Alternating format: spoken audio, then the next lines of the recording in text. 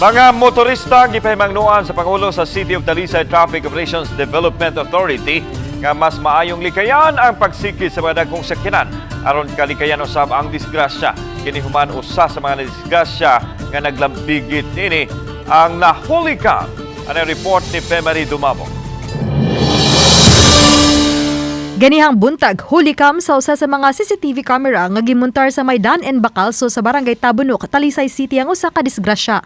Unang makita ang paglabay nining usa ka bus ug sunod nga makita ang natumba na nga motorsiklo nga may gaangkas. Nahitabo kini haduol sa loading bay. Ang duha padung sa mihanang bahin. Nasettle ra hinuon ang duha ug minor injuries ra ang naangkon sa mga nakamotorsiklo. Sa susamang dapit, laing disgrasya ang nahitabo nitong Sabado sa buntag. Dinusa ka 61 anyos nga security guard nga nagbisikleta ang diriyot good nga malatay sa ligid sa bus. Mayo na lang nga nakalayat ang biktima ug ang iyang bike maoy nalatayan.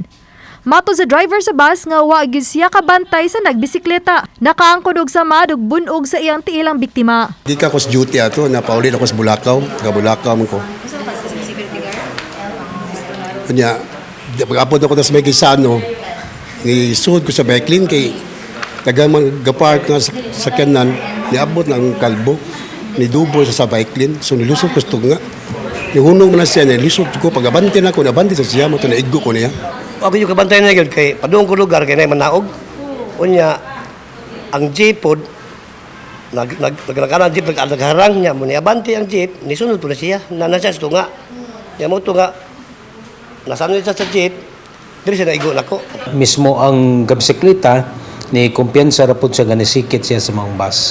So atong awhag lang sa ato ang mga nagmaneho og mga motor, nagmaneho og mga bisikleta, labi na gyud dinha sa atong highway, di gyud mosikit og mga dagkong trucks. Matud pa sa DPWH nga maoy butang anang maong bike lane, nga kanang bike lane nato dinhi sa Talisay dili exclusively para sa bisikleta.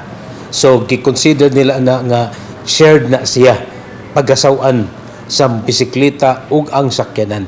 Hinuon ganihang buntag, nakasettle na ang duha ka kampo. Abagahon ang pipila ka gastuhan ug palitan og bag-ong bisikleta ang biktima sa kumpanya sa bus. Samtang nitong Biyernes sa gabi, usa ka motorista ang nakaangkon og bali sa kalawasan. Human matud gikabangga niini ang usa ka modernized PUJ sa may Cebu South Coastal Road sa Barangay San Isidro, Dakbayan sa Talisay. Matud pa nga naka-go signal ang alang sa PUJ ug stop ang sabahin sa motorsiklo. Apan mipasutoy og padagan ang nakamotor. Nasuta nga nakainom og ilim nung makahubog ang driver sa motorsiklo. Luwas na hinuon ang motorista. Uban ni Cleofer Lumayag og Rod Prado. Femari Dumabok. Balitang Bisdak.